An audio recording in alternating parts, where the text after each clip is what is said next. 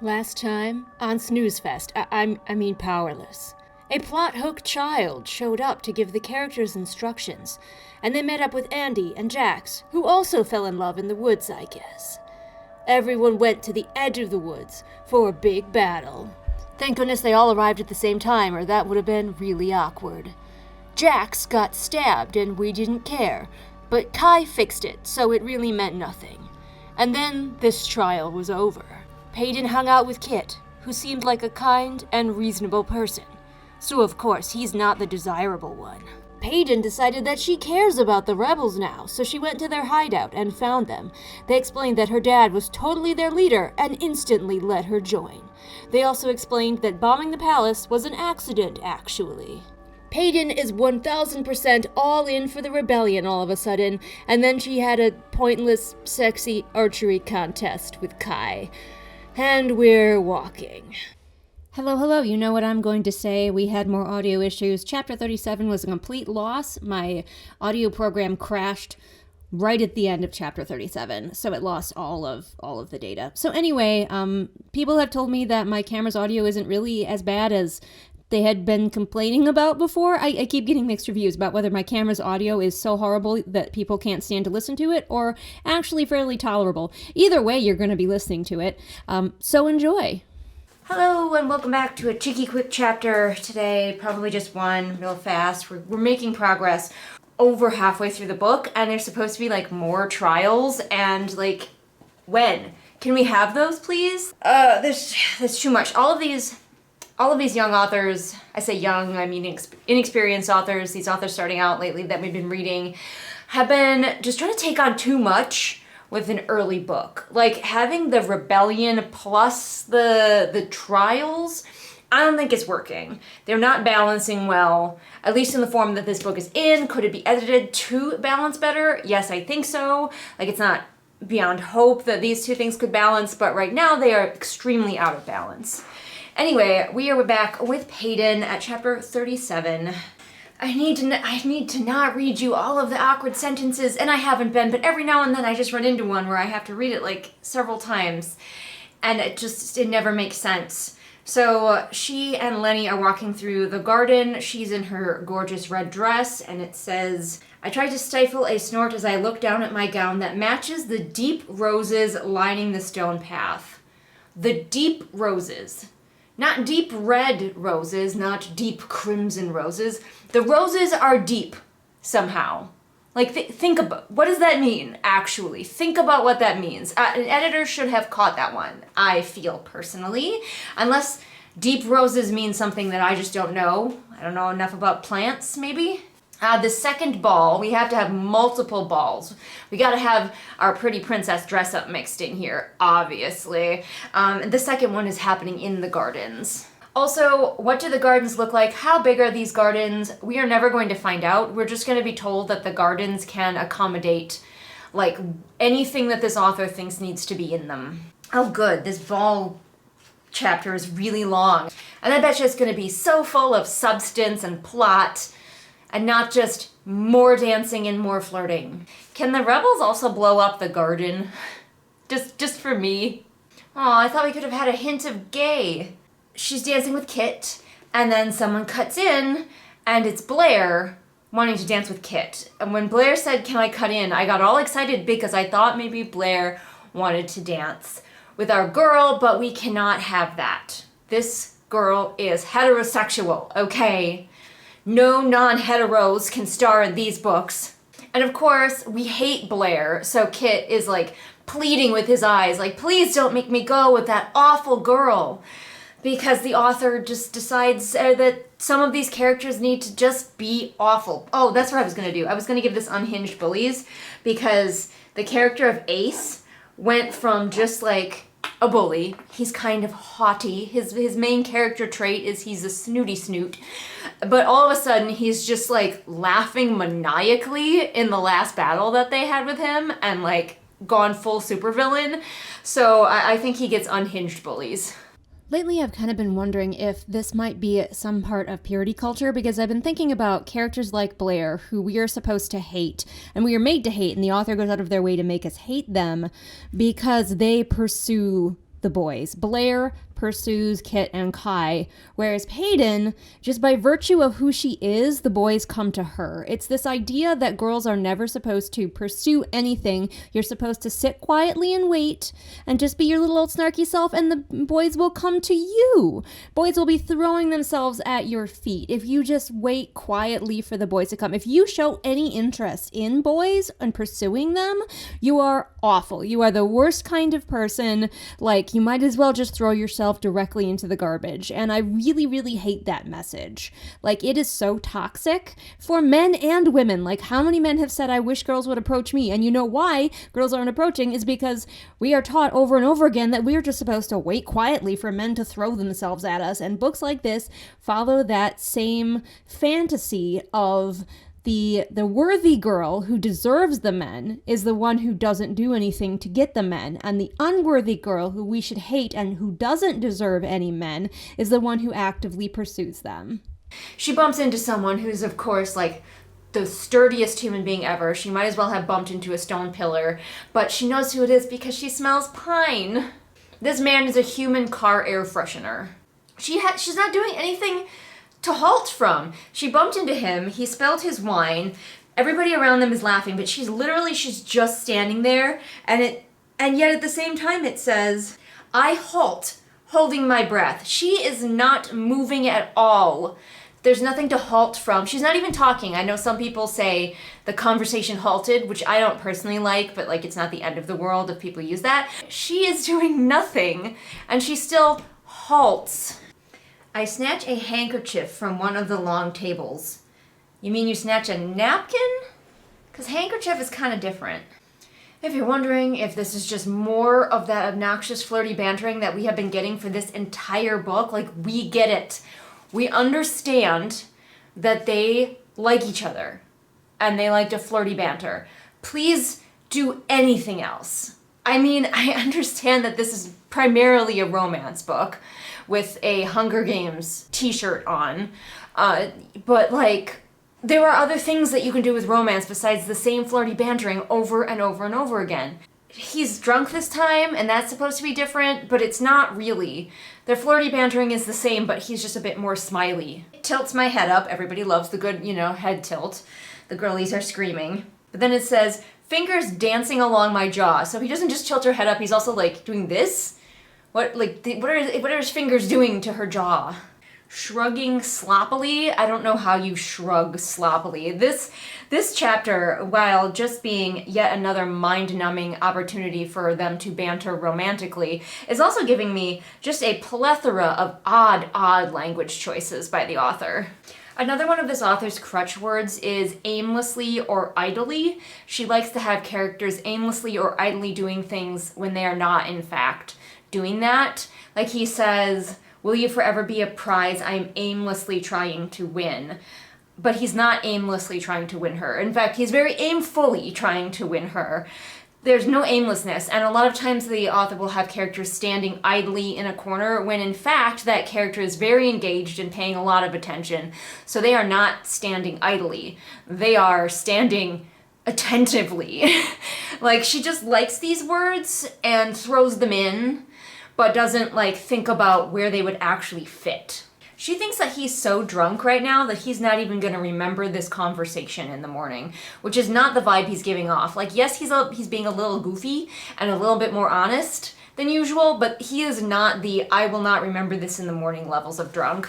This author just also loves adverbs. That's a pretty common one for newer writers, adverbs just all over the place. And you guys know that I am not against adverbs. I'm not. I just like to weed them out. Like, when I'm drafting, it's adverbs aplenty. Adverbs all over the goddamn place. But, with the help of my betas and just with editing phases, I try to get rid of ones that aren't actually doing anything.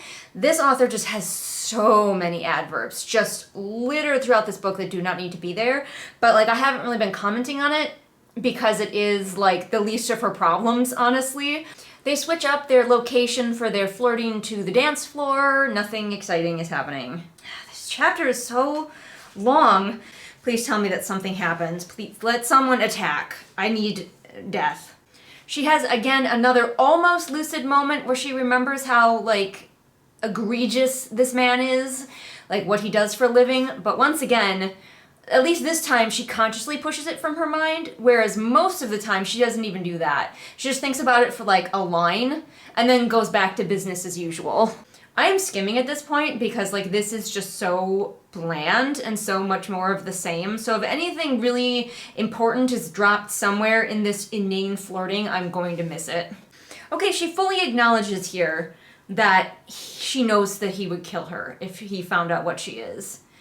Just kind of casually, because she's thinking about how much she likes his smile. And she's like, at the sight of the smile, she does several lines that are just repetition. This author likes those too.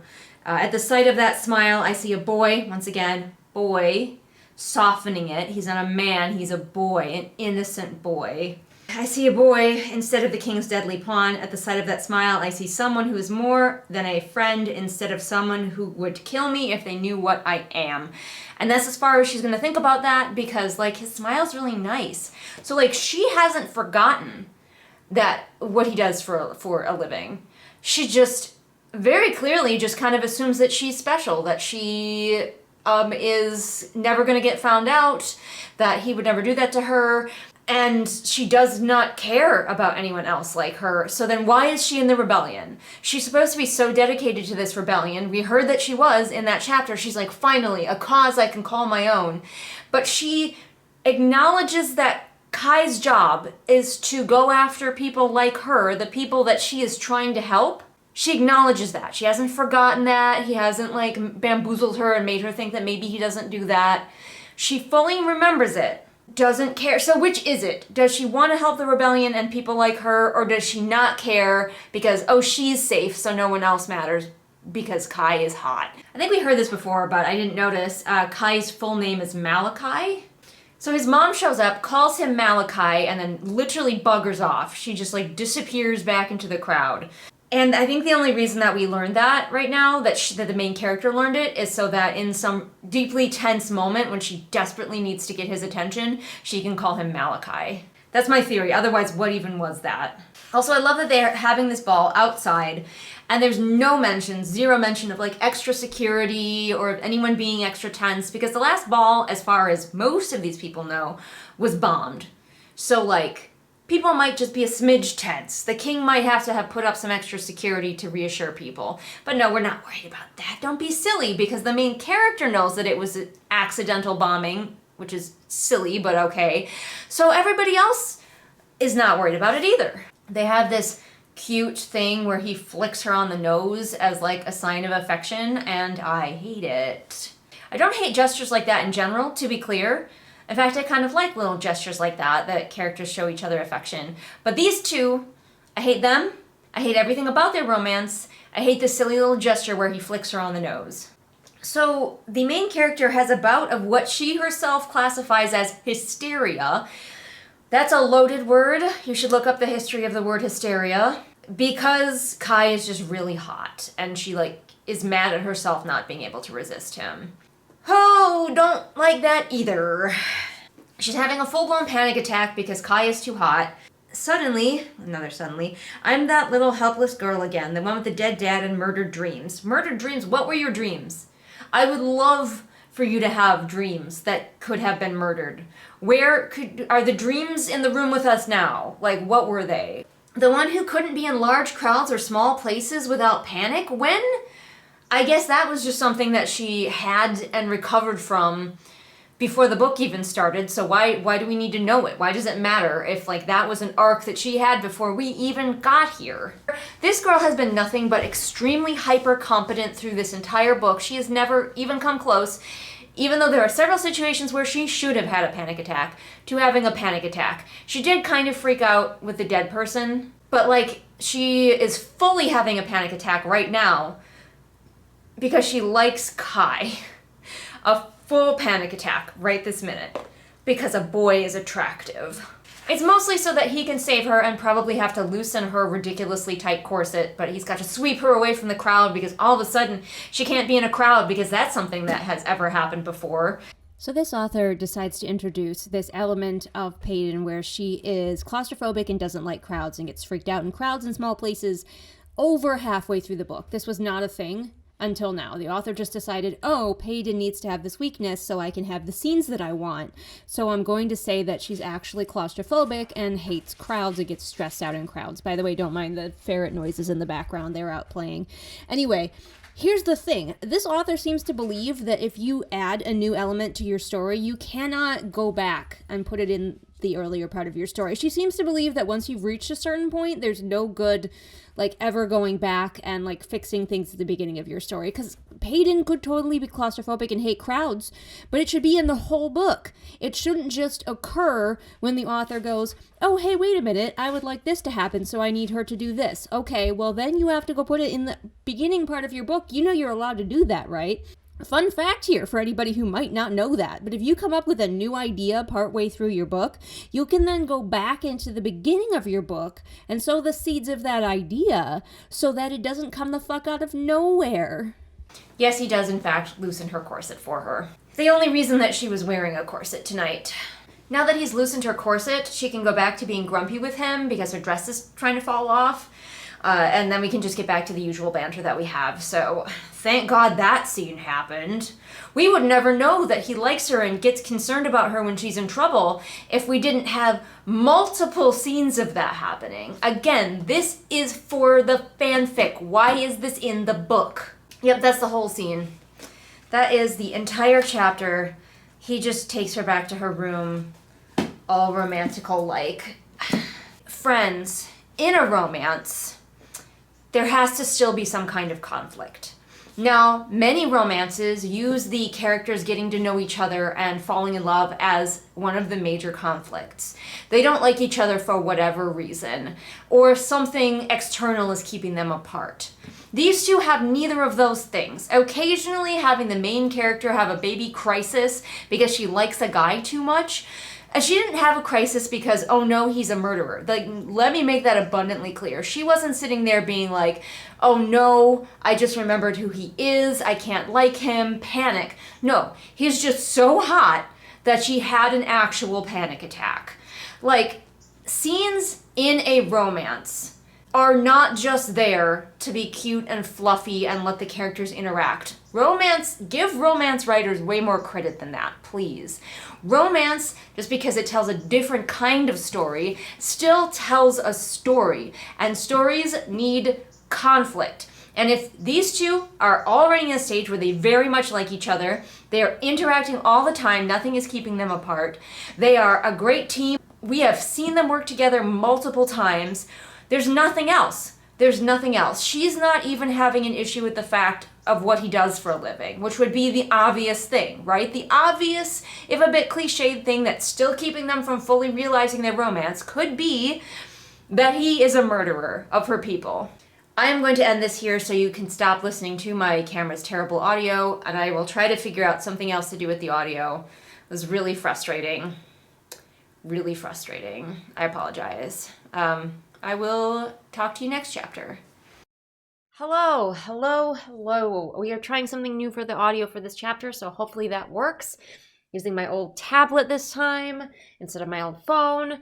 Also, if I sound super nasally and am coughing and just generally being extra mucusy, it's because allergy season started and I was working outside earlier today and I'm allergic to everything right now. Big ol' allergy attack. What fun. What fun we have. But let's get together with Kai for chapter 38. It's a short chapter, so I might read 2 today, but let's get together with Kai and see if anything happens in this chapter. I am begging for something to happen, for the plot to move. So it's late in the party. Apparently we have returned Paeyden to her room, and so now it's just Kai and Kit sitting around making fun of the dancers. What charming people.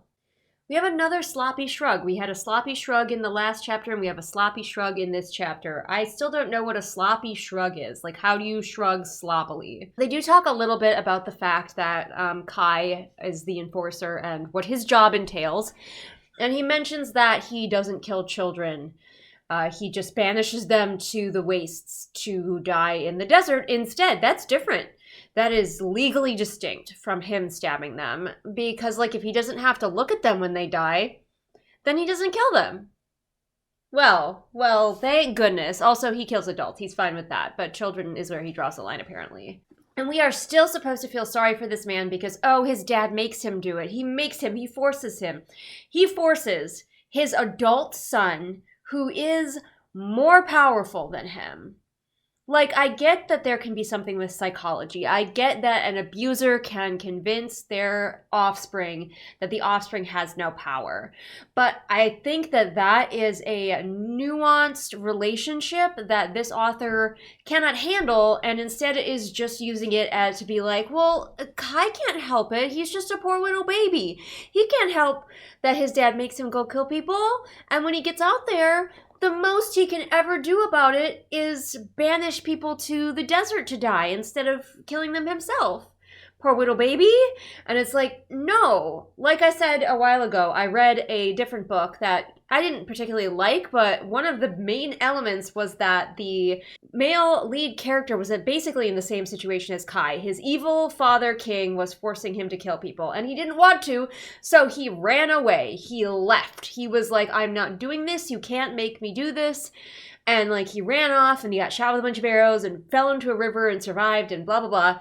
Like that, Kai, sweetie, honey, baby doll, try anything else, you know? Like, don't just be like, well, I have to because my dad says so. Your dad likes Kit. He's not going to go make Kit start going to do it or something like that. Like, you have no reason not to resist your father at this point. Unless you believe it. Unless you actually believe that these people deserve to die. Kai, is that something that you actually believe? Buddy old pal? He says that, oh, he's just gone numb to the killing, which totally makes it okay that he does it. He's just numb to it. Now these two are just going to have a little praise session of Paeyden. Glad I already marked down everybody praises the main character, because she's just so freaking amazing. And also they can be jealous of each other because the other one has a relationship with her. Boys, you're both pretty. I know we look so much better than you, but fit hot guys have problems too. Man, isn't Paeyden amazing? She's just the best person who's ever existed. Not like stupid Blair. Apparently Paeyden always smells of lavender because everybody has a signature scent that just like exudes off of their body in this type of book. I wish I had that. That would be really nice if I just had a pleasant smell that just always wafting from me. But finally something does happen after they've had enough talking about how like amazing Paeyden is. They all get brought over to a different area of the garden where seats are set up around a circle, and it seems like there's going to be some kind of physical display or fight or something. I don't imagine that it could be with all of the contestants because Paeyden was already taken back to her room and nobody like stopped that from happening, so we'll see. So the brothers say goodbye to each other and that ends the chapter, and then we're with Paeyden, so we don't even get to find out what the heck is going on right away, which is annoying. But we will see how this audio worked out, and I'll perhaps see you for the next chapter. Alright, and we are back for the next chapter with Paeyden, chapter 39. So Paeyden is back in her room, she's taking her dress off, and she's for the first time putting on something besides a tank top. Because she has just been tank tops all the way down if she's not wearing a pretty dress. She's putting on her thin training pants.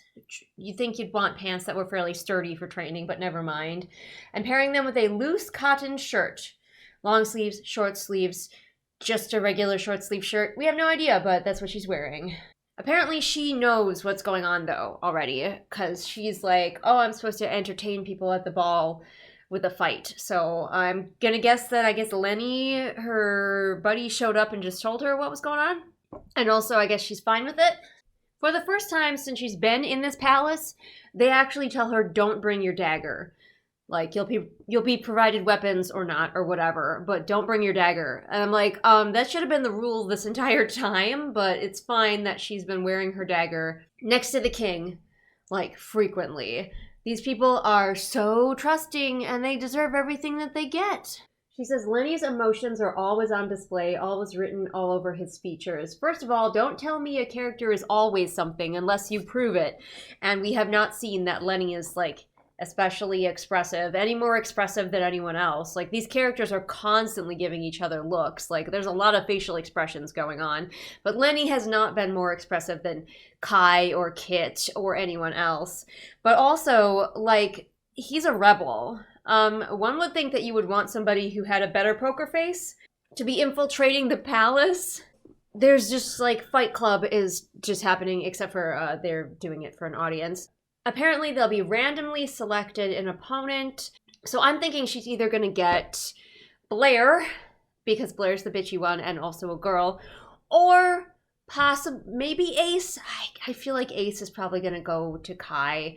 Or she's going to get Kai and they have to have another sexy fight, because this author is always looking for excuses to get those two into close proximity where they can be, like, horny for each other while also having to banter, while also having to fight. That's like 90% of this book, honestly. Conveniently, all of the women were allowed to change out of their dresses, but the boys had to stay in their formal attire, which is just pants and shirts, so really it's no big difference. She does, of course, spot Kai, who has dumped water over himself to, like, sober up. Thus, he is doing his own personal wet t-shirt contest across the way from her. All right, it sounds like Kai is already in the midst of fighting, or is about to be fighting Braxton, which means that I'm guessing our girl Paeyden is going to end up with Blair, so we can have some girl hate going on. Kai's fight does not matter, clearly, because it is over within a paragraph. He fights and he wins. Next, Andy and Ace have to fight. All right, so we're getting closer to our main character having to fight Blair for the totally 100% necessary bitchy girl fight. Andy and Ace's fight also doesn't matter. It is over in a paragraph. And yes, we guessed correctly. She has to fight Blair. And even the character knows how, like, cliche it is, because she thinks, of course it's her. So before she can step into the ring, Kai, like, gets to her and makes it look like they've just bumped into each other somehow, even though they were, like, not near each other. And he whispers to her, not strategies that Blair might try to use, but he basically just leans in and tells Paeyden all the ways that Paeyden is better than Blair at things, and then, like, lets her go. Like, it's not real strategy. He's just like, you're, like, stronger than her, so go get her, you know? But, okay, I know you were all wondering, Blair's back in the scene, Julian, but what color is her hair? And in case you were worried that we were not going to be reminded what her hair color is, we are. Don't worry. I don't know what it is, why the authors of both Fourth Wing and this book feel that if a side girl character has an unusual hair color, we need to hear about it every single time that they step into a scene. Every time. I don't think we have seen Blair one time without her hair color being mentioned. We didn't see Imogen in the Dragon book one time without her hair color being mentioned. Like, we can remember that they have unusual hair. We don't get reminders of everyone else's hair color every time they step into a scene, just specifically these, like, single girls who have, like, a slightly unusual hair color. Oh my goodness, y'all, the levels of strategy that we're seeing from our main character. She could be a war general with the amazing strats that she's pulling out. So Blair has started just yeeting weapons at her because Blair has telekinesis or whatever it is where she can, like, move objects with her mind. We don't know what her limits are, but right now she's just grabbing weapons off of the weapons racks, which I guess Paeyden didn't get a chance to select a weapon beforehand, so I don't know what's going on with that, but she's yeeting them all at Paeyden, and Paeyden decides that her best bet is to charge Blair. But listen to this amazing strategy. Instead of running at her head on, I zigzag. Her eyes widen slightly, not expecting this. Zigzagging? Oh my god! Who would have thought of that amazing strategy, except for our genius main character? You magnificent bastard, I read your book! The main character thinks that if she can, like, get into a close hand-to-hand battle with this girl, that she will automatically win, because she says, Paeyden says she's no fighter and she knows it. That's why she hangs behind her power like most elites do. Except for, don't we see her, like, physically fight in the training ring at certain points? But no, we cannot admit that Blair is just overall a better fighter, better equipped to win this than our main character is, because then we would have to admit that our main character is not good at everything. Blair gets sick of throwing weapons thanks to our main character's amazing strategy of zigzag. So then she just starts picking up Paeyden and dropping her using her psychic powers, which fair. Conveniently though, right after that, Blair decides that she's bored of the picking up and throwing down thing, and now she wants to throw more weapons again, so that our main character can go back to her whole dodging routine, but steadily getting closer. But because of the main character's amazing strategizing skills, she manages to zigzag close enough, and then she throws a couple things at Blair, and when Blair has to hesitate to block those items psychically, the main character is now close enough, I guess. She just got close enough. We were never really indicated how far away she was to begin with and how quickly she got close. But she tackles Blair to the ground, and like once she has Blair surprised, tackled, she just starts punching her in her stupid face. Of course, like, Blair has never experienced actual pain before because we have to make her the least likable character that we can. So, like, she's stunned because no one has ever punched her in the face before. Even though we see these characters practicing in the practice rings all the time, and it sounded to me like even though sometimes they use their powers, that they would also be practicing just regular hand-to-hand. I don't think Blair would be this little snowflake that the main character thinks that she is. She's never felt pain before. Oh, let me show you about pain, Blair. Like, come on. So this is something that I noticed in Jenna Moressi's first book as well, the Eve, the Awakening book, which is no longer available. She took it down. But anyway, that's neither here nor there. But I noticed that both of these authors did the same thing, both Jenna and this author, where they get too eager to have the main character defeat a bully, and they don't understand how to pace that. Because in both Jenna's book and this book, they have the main character best the bully character early, like mid-book. And then later, when they fight them again, because spoiler, she fights Blair again, she uses the exact same tactics to win again. When in reality, how you should pace this is that Paeyden should lose this fight, but gain valuable knowledge for the next time that she fights Blair. She needs to lose here, but still have paid enough attention to know how to defeat Blair next time instead of defeating Blair this time, because that robs the final fight with Blair of all of its power. It's like it might feel good in the moment for you, the author, to have your main character beat up the bully right away, like best the bully immediately, but resist the urge. Let your main character lose sometimes, but take away valuable information when they fight this character again later. We're making a lot of assumptions about Blair and her attitudes as well. Like, the main character fully thinks that Blair is just like a spoiled rich girl who's never experienced any kind of disadvantage before. And so, like, after she finishes punching Blair in her stupid face, Blair shoves the main character off, and then rather than continuing the fight, she like walks away to go find a healer, and the main character's like, yeah, she would never let anyone see that some little like nobody like me made her bleed. And I'm like, you're making a lot of assumptions about this character. I mean, they're going to turn out to be right because Blair has to be irredeemable because girl hate. Like, we can't find anything to like about Blair or Ace.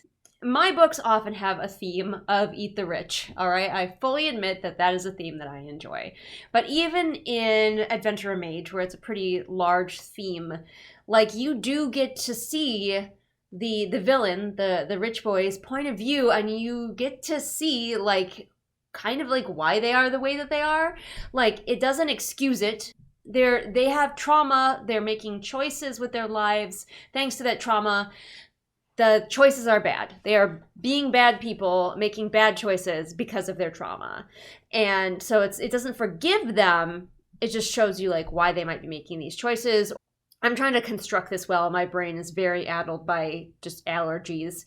But having a character who is just rich, snobby, just there to be a foil to the main character doesn't interest me. Like, I still want to explore what about them made them this way. Then the character gets to make a choice. Yes, they are bad, but you see them having made the choices to be bad instead of a book like this where they're just bad. They're just bad people. They don't have a single redeeming characteristic about them, not one. They're caricatures. I guess I could have just said that to begin with, without all of the rambling that I just did. But you know me, I love a good ramble. But anyway, of course, Paeyden has shown that stupid rich girl who doesn't have a single redeeming characteristic about her that Paeyden is actually the better one, and don't you forget it. And that's it for the chapter. She gets to fight Blair. I don't know why that fight exists either. They weren't even rivals. If there is a main rival, it's Ace.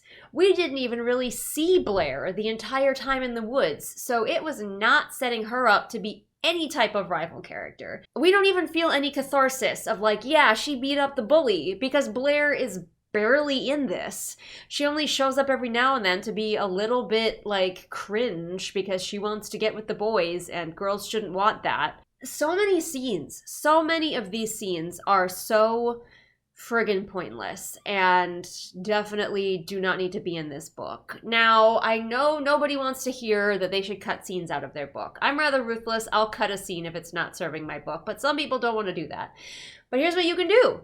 And what I do is I take the scenes out and I put them in a different file and I keep them forever because those are still scenes to me. My version of the book has all of those scenes in it. But the ultimate version, the version that needs to go to the public and needs to be less than 500 frickin' pages long, can get rid of useless scenes that aren't doing anything for the story.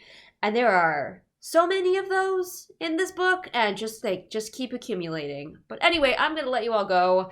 I will see you later for the next chapter. Bye. Hello, my lovelies. Yes, I'm wearing my paint clothes today because I'm going to go paint a chicken coop later. But for right now, we're up bright and early and we're going to read. I'm trying to do like a chapter a day or two to just plow through this thing so we can get it over with, so I can stop having to read it. Where is it going? What is the plot? Again, I feel like I'm so often asking that in these books. Like, what is the plot? It seemed like we were starting out where we were going to have more of a plot with romance, like it's a strong secondary plot. But instead, romance has just come in like this blob monster and taken over all other plots. And the other plots are kind of happening, but they just kind of come out of nowhere and like rear back up out of the blob that is the romance and are like, oh, hey, we're here too. And then the romance just shoves them back down. I can't help but feel that the previous chapter with the girl fight in it was just because the author may have gotten a note that we have gone some time without any action happening. And so she's like, oh, well, I'll just real quick manufacture an action scene that doesn't have any bearing on anything else. Great. We're getting to some of the other features of this map here. We are now on Plummet Mountain. The naming, I just can't get over it. But Kai wakes up on Plummet Mountain. If I was him, I would be a little bit concerned how easily he is drugged and dragged places. Like, if I was him, I'd be like, okay, that needs to stop happening. Like, I know it's for the games, but like, that is concerning. Wow, okay. So he wakes up and realizes that he's on the side of a mountain. We get no description of what he sees. We're told that he took in his surroundings, which would be an amazing time to show us what he sees, but we don't. He is here with Andy, and he has written on his hand the most important message of this entire thing, which is, she said I could touch her when I'm sober, which was something from that silly flirtatious scene that I didn't even bother to tell you about, where he was drunk and she was like, you can touch me when you're sober. He took that all the way to heart, so it doesn't matter that he's on the side of a mountain. What he cares about is that he can touch Paeyden when he's sober. Braxton and Blair are also here, and again, lest we have a chance of forgetting what color Blair's hair is, we're told immediately. The way that we find out that she's here is that Blair's lilac hair shimmers behind him as he sits up. Sorry, I'm eating a muffin. You'd think once he sees who's with him, he would get concerned about Paeyden. Where is Paeyden? Why isn't she here? But he's not. He just reads the new message for the trial, Welcome to trial number 2. We think a little teamwork is due, which is stupid because everybody teamed up in the previous one. You have 12 hours to reach the top. To beat the other team, you must climb nonstop. Wow. Poetry. We keep thinking about how, like, cunning and brutal the king is for having these trials and, like, oh, he's so clever because last time he made us fight each other even though several of us teamed up. And this time he's making us do teamwork because now he's made us hate each other. But it's like, this is not, like, clever or cunning even a little bit. Is this the author trying to praise herself for, like, being so clever to come up with these trials? Because, Also, Kai is already bored with the fact that he's just going to have to be climbing this mountain. These characters spend a lot of time just actively bored on the page, and I think that that's a bad sign. Obviously, nobody's getting along as they're climbing this mountain because Kai and Andy are the good people, and Blair and Braxton are the bad people, and we have to be reminded of that by Andy calling Blair a bitch. Also, Andy reminds us that she can transform into animals, and she's like, I would have already flown to the top of this mountain if we weren't supposed to be doing teamwork. And I'm like, well, okay, but you could transform into a bird and find the best route for everyone. You could be helpful in some way with this power that you have. And of course, the girls are being catty and calling each other bitches and throwing things at each other, while the guys are just, like, content to be grunting and broody and like, oh, shit, we don't want to be in your girls' silly girl drama. Somehow, even though these people are supposed to be, like, at least Kai is supposed to be very observant, they just walked into a nest of snakes. Snakes again. We definitely have a theme of snakes in this book for no reason that I can discern. But their solution is for Blair and Kai, who's using her power, to telekinetically just yeet the snakes away from themselves. So, fucking rude. These snakes are not doing anything. They're minding their own business. Some humans come tromping into their nest and start throwing them. Unfortunately, though, because they didn't notice that they were walking into a nest of snakes initially, Andy got bit. Oh no, not Andy, the character that we care so much about. Help. Police. Murder. Apparently it costs energy to use your abilities. Like, it doesn't ever seem to cost Kai to use anyone's abilities. But he's like, I'm going to carry you, Andy. And Andy's like, oh, I could transform into a small animal, so it's easier. And he's like, save your energy. And I'm like, when and why does it cost energy for them to use their powers? Because most of the time, it definitely does not seem like it does. Yep, and that's it. They just find some snakes, get bit by snakes, yeet snakes, and now Andy is potentially injured. We don't know if the snake is venomous because we don't know anything. Yep, so you think Andy, who could transform into animals, might have, like, a little insight into animals? Like, you think that might be an interest of hers since she can transform into them. But no, she knows nothing about these snakes, and they all just walked into them and then got bitten. And now they're just going to keep going and hope that the snakes weren't venomous. Wow. All right, well, what a thrilling chapter. At least something is happening, even though it is very, very silly.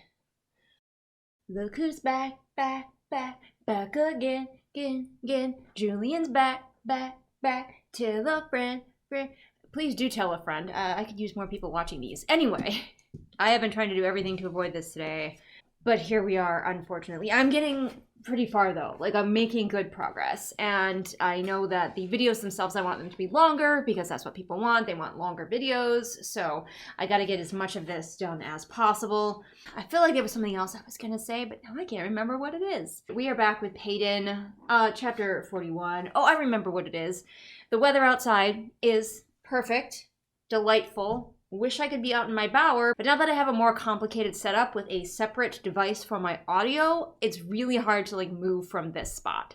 So that is one sad thing about no longer filming only with my camera. Like, I understand the audio was atrocious. It took me long enough to get that dealt with, but that means I'm kind of stuck here, and that is annoying. Like, I could take everything outside, but it'd take a couple trips. It is beautiful out in my bower, though. I can imagine it together. Again, we are so vague. So she's also climbing the mountain. She says there are fewer trees now. What type of trees? We don't know. We don't care. I'm going to guess pine. Giving way to steep slopes covered in slippery plants. What type of plants? Are we talking moss? Are we talking ferns, vines? What are the slippery plants, Miss Ma'am? I would not expect a city girl to know, except for she totally knows what herbs she can use by the side of the river to heal people. So I would assume that her dad probably also had time to teach her about plants on the mountainside. So the people that Paeyden is with are Jax and Ace, I believe. So each team gets a bully. Good for them. There's snakes on the mountainside. They're basically like rock climbing. They are free soloing up the side of this cliff face. And there's a snake. Well, okay, it's gonna turn out to be an illusion because Ace pointed it out. But like, I can't get over the fact that there totally could be, because this book is so stupid. Like, for a second I forgot that it was Ace pointing it out and that it wouldn't be real. Because why the fuck not? Wouldn't there be a snake on the side of this mountain? Of course, Paeyden also knows that the animals make no sense here, so she believes it and she starts to pitch over backwards, but Jax catches her. If I was Ace, I would also be like, hey, you're a psychic. Why didn't you know I was lying? But I don't know if he's smart enough for that. He's an unhinged bully, sure, but is he an intelligent one? Probably not. There's a lot of huffing going on. A lot of people huffing a laugh, huffing in response. This is stolen from Divergent. He also hates heights, but we are finding out from Jax that Kai is not a fan of heights. I think I might remember that from when he was climbing the tree too, that he was like not a big fan. But again, that seems to be like the one fear that guys are allowed to have in these things. They're allowed to be afraid of heights. That's okay. That's a fine manly fear. Other fears, no, absolutely not. But Jax is sharing with her more of how Kai was so tortured in his youth, how he was put through so much by the king. And I'm like, there's really not a lot that you could say about his tortured youth that would make me feel sorry for him now. We have her thinking, I will not die today, and I can't remember if that was somebody else's, like, mantra as well. I feel like it was. I feel like even the mantra of I will not die today, I think that was Violet's from Fourth Wing. But rocks are falling on them, or at least it seems like it. Maybe it is illusion, but I don't think so, because she can feel the rocks rumbling, so rock slide. I don't care. By the way, I have little to no idea like what the terrain is like that they're on. Half the time it seems like they're climbing a sheer cliff face. The other half it sounds like they're just maybe on a very, very steep incline, or maybe on a series of like outcroppings. It is so unclear. So the rock slide happens. It's a couple of paragraphs worth of confusing dodging rocks. A rock does clip Paeyden on the head, so she thinks she's concussed now. But that's all that happens that chapter. And the next chapter is actually just like a page. So I might not stop recording. I will just make sure that I remember when I am labeling these files that this is also chapter 42 with Kai. So a good author would connect these things. They would make the rock slide connected to something that Kai is doing. They would have Kai have caused the rock slide, which causes issues for Paeyden, connecting them even though they are in two separate places on the same mountain. But this author is not a skilled author, and so the rock slide is just a thing that happened. So Kai is still carrying Andy, as you recall, who was bitten by a snake, and it does seem that they are venomous because she is starting to, like, fade. Just look around, Kai. I'm sure someone will have left some sort of healing potion laying around in the rocks. With the amount of snakes that are in the area, because there's a lot of snakes in the area, you would think that, like, the anti-venom would be something that maybe Kai learned how to make. There's some really unbelievable things that these characters know how to do, but I would honestly be more inclined to believe that Kai knew how to make the anti-venom, or at least a poultice that would kind of draw out the venom or something like that. Versus, like, him suddenly randomly stumbling across a healing potion, or Paeyden, the city kid, for some reason also being an expert in herbs that grow next to bodies of water. Also, apparently Kai has already almost made it to the top, unless this is a dream or an illusion. I'm not sure where this chapter is going, but he can, like, see the top already. They've reached the top, they pull themselves over the edge. All there is at the top of the mountain is a flagpole with a green flag on it. And conveniently, at the exact goddamn same time, Paeyden and her crew climb up as well from, like, the opposite direction. Nice of them to time it so well. So then a sight shows up, a video camera person shows up to say another poem at them. This is the first, I think, that we've heard a sight actually speak. But I guess they can do that. I didn't think that they could, but I guess they can. And he says, we are glad you learned to work together. And I'm like, when did we learn to work together? That seems like it was going to be a plot point that the author just decided that she actually wasn't really interested in. And now the game has changed and it's capture the flag and whoever gets the flag first wins. So he's all like, yes, my father is so clever because like, oh, we forced to work together and now we have to tear each other apart. And I'm like, you were not, you worked together, both teams. Both of our main characters only worked together with the characters that they already liked, and they just dismissed the bullies, and the bullies just came along. This working together thing was a non-plot point. But okay, I guess. Oh, we're so clever because we were forced to work together, except we weren't. We only worked together with people we would have worked together with anyway. So I'm going to stop and I'm going to get a snack real quick, and then we're going to keep reading. Oh boy, I wonder what's going to happen next. Hello, I'm back. It's the same day, even though I'm now wearing a sweater. Let's find out what happens with this random capture the flag game. The pacing of this, like, death game is all over the place because we had a hefty portion of this book that was just faffing around in the woods. And then we had, like, a lot of downtime. And then this portion of the game, the trial, is, like, going at breakneck speed. This book really needed at least one more like major rework before it even went in for the like final edits. The pacing is some of the worst I have seen on the slow end. Like in Lightlark, the pacing was the worst on the fast end. Everything just go, scenes just stopped rather than ending. This is bad on the slow end, and this author, honestly, I think I could just tell she just doesn't have the skills yet.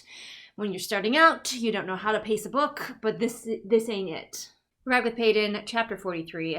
Why does anybody do this? Why do they participate in this? What makes them want this? I just don't understand what the motivation is. Because Paeyden says, darkness and destruction are all I know. The two groups crash together, powers clashing, shouts cutting through the night.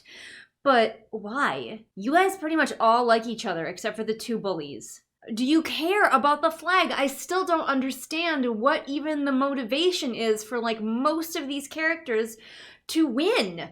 And presumably getting the flag isn't even winning the overall trials. So like the only person who really needs to or wants to get the flag would be the one who's like more behind. It's so unclear what anybody's motivation is. Kai is the closest to being clear, and that's because he wants to prove himself to his dad who he hates. But that's it, like, end of list. I don't know why any of these other people are trying to win, especially since most of them at this point like each other. Why, when you get to the top of the mountain and somebody tells you you have to fight now, are you just gonna immediately fall on each other like feral dogs? She turns around and punches Ace in the face, though, because she hates him, and we did not have, like, any kind of redemption arc for the bullies.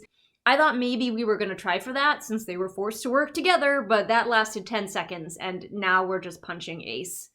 Every single one of these last 3 chapters that I've been reading has started out with a character thinking how clever the king is for putting them in this situation. And this chapter, the same thing. I'm almost impressed by how twisted and talented the king is at putting on a show. You're putting on the show, why are you doing this? Aside from the fact that you just really wanted to punch Ace and this is a great excuse. Like, that makes sense. But why anybody else? It just, oh yeah, the king is a fucking genius because the book says so. That's it. That's the only reason. All of the bullies in these are always the same too. Like, you never run into a bully who, when you punch him in the nose, he's actually a coward. Like, she has punched and kicked this man multiple times, and he's just doing that whole villain, like, ha ha ha ha.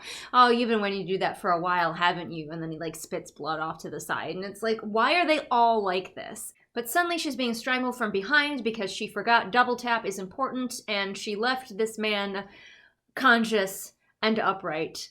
And that's dangerous to do, as she has found out many times so far.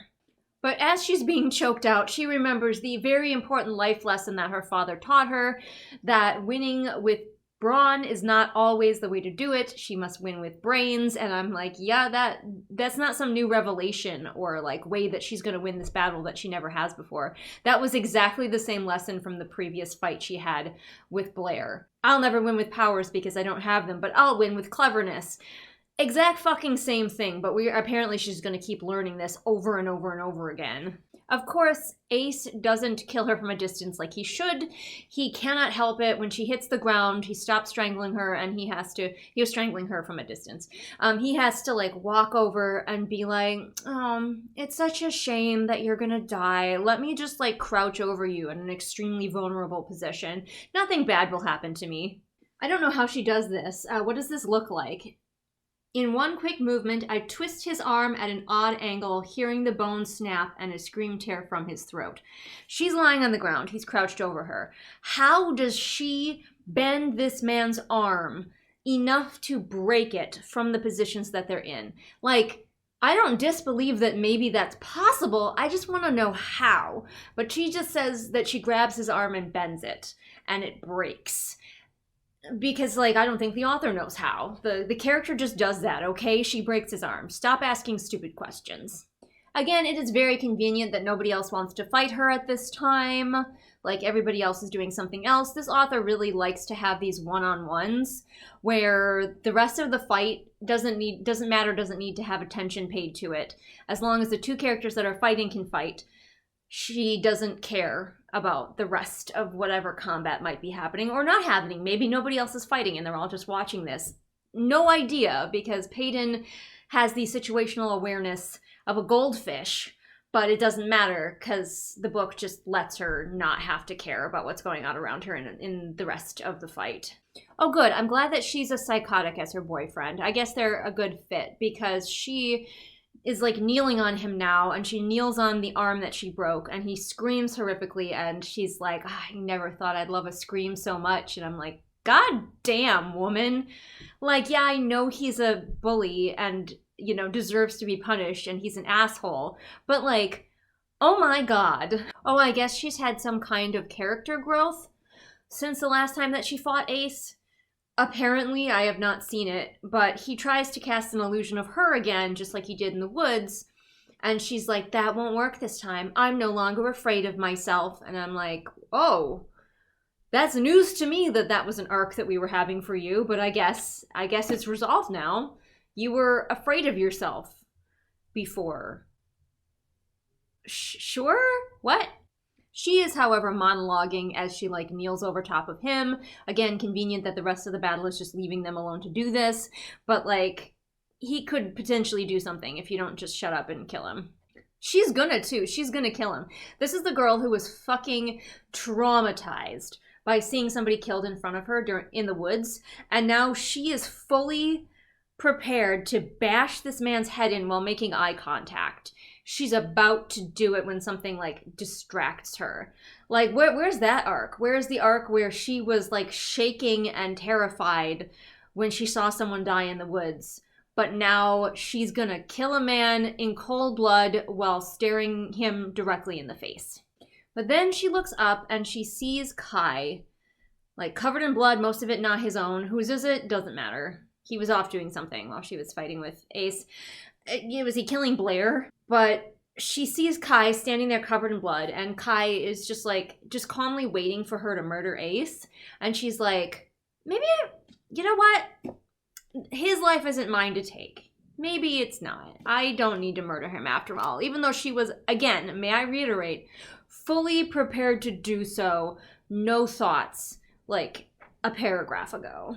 The reason she's not killing him is because she wants Kai to do it, because she's like, Ace is such not a person to her. She doesn't view him as a human being, and we're not supposed to either. But I'm sorry, I can't help but view characters as human beings. I'm a writer. And so, like, even though we are supposed to hate this character, he's a person. He is a person, and she is like, oh, she's treating him like an object, like he's the last donut, and he's not her donut to take. He belongs to Kai, and so she's like, Kai can kill you, that's fine. Are we supposed to hate these characters? Genuine question. Is this supposed to be a villain story? I didn't know anything about this book going in, so maybe it is. Maybe this is a villain story and we're supposed to hate both of these people. Because even though Ace was a jerk, he's still a human being and in my opinion has not done anything bad enough to deserve this. Because you're all supposed to be fighting each other. If you met him on the street, he wouldn't try to kill you. He's not a cold-blooded murderer running around Jack the Ripper style through the streets. He was put in this game where you're told to kill each other, and he's doing that. The fact that he's kind of sadistic about it is the author's fault. She made him that way so that we would hate him. But I just cannot get over how, because he was sadistic, now it's okay if the main characters are also sadistic. Maybe I'm supposed to hate them. Maybe I am supposed to hate them, and I'm reading this book wrong. Kai looks up at the flag and realizes that all of them have been fighting each other and are just dumb as a box of rocks, too stupid to realize that all they had to do is get the flag. And he's like, maybe someone should get that. I don't know if he's going to kill Ace, but he tells her to go for the flag. And then she just hears like Ace screaming behind her. And she says that she knows that Kai has gone to work, which could mean that he's killing Ace, or it could just mean that he's torturing Ace, because we know from Kai's point of view that he enjoys torture. So I can't with these characters. I'm going to assume that we're supposed to hate them. I'm going to assume that this is like a double villain arc. Kai was already a villain and she's headed that way. This is the act of a villain character. This is the act of two villain characters. So I'm going to assume that that's what we are doing from now on. And she gets the flag and the scene ends. The next chapter is also very short. It's back with Kai. Do we get to watch him torture Ace to death? I don't want to. This book thinks that it has made us hate this character so friggin' much that we will revel in his torturous, slow death. But we don't. Because yeah, he tried to kill Jax, but we don't know Jax. We don't give a fuck about Jax. Like, oh, Kai likes Jax a whole lot. Well, I don't like Kai. Why would I like somebody that Kai likes? Kai is a horrible, awful person. Alright, should I just do this chapter as well? I feel like I should. Just because it's like, again, it's like 3 pages long. So I'm just going to do this chapter without stopping the camera as well. Are we doing that thing in A Night in Its Moon, I think it happened, where the chapters got really short and fast as the book went on? Maybe it wasn't A Night in Its Moon. There was some book that we read that did that. And I was just like, okay, well, each chapter's like 2 pages. Chapter 44, Kai. Kai is a psychopath. It's concerning. He says, funny how killing makes me feel more alive. That is the very first line of this chapter, so. My only regret is that I didn't have more time to play with him, and if I were a better man, the thought would have repulsed me. Oh, sweetie. Oh, yes.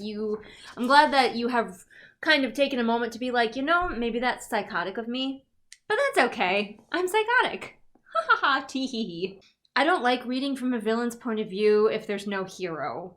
And maybe that just makes me boring, but like, there's no good person to counter his badness. Maybe some people would love this kind of thing, to be like, yes, all the way, 2 villains, all the way. Our character arc is kill more people. Our character arc is get more okay with murder, but not for me. So we've skipped forward in time again. He's just thinking back fondly on the murder that he did. He also killed Braxton. We don't care. Blair is still alive though, so who the fuck were they fighting? Where did all of the blood that's all over him come from? We say again that off page he's been training with the silencer guy, and now we're talking with him and his dad and Kit. So the king is like, isn't it convenient how that girl that you both seem to like won the last competition? And Kai's like, did my father notice me blatantly, like, telling her to go get the flag, and then I took her place and killed the guy that she was killing? Also, did the chick who got bit by the snake, is she still alive? We don't seem to care. I'm gonna assume she is because I haven't seen her dead, so I'm gonna guess that he just plopped her down and then a healer came and got her. So the king just reiterates, hey, Kai, I need you to win because I need you to prove yourself. Kai has been doing his job for seemingly years just fine, but he needs to prove himself by winning the trials. And then he and Kit have a little weird little argument where we're supposed to feel sorry for Kai again because he was just so tortured, and that's why he's a murderer, and it's okay that he's a murderer because he had a sad childhood. And then he like yells at Kit to decide what kind of king he wants to be for some reason. I don't know why. And that's the end of the chapter. So, okay. Sure. I'm David Pumpkins, man! Okay, yeah, and David Pumpkins is... His own thing!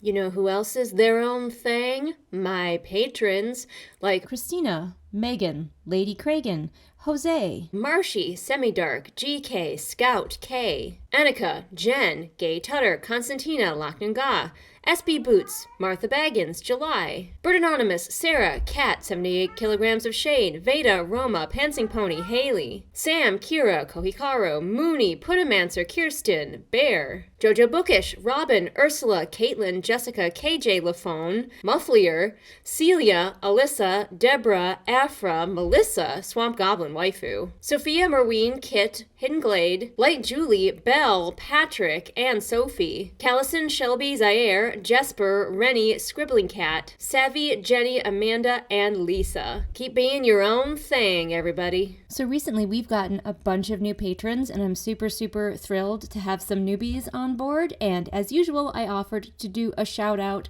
for them at the end of a video and anything that they wanted shouted out. So I have a couple, and I'll let you know if there are more.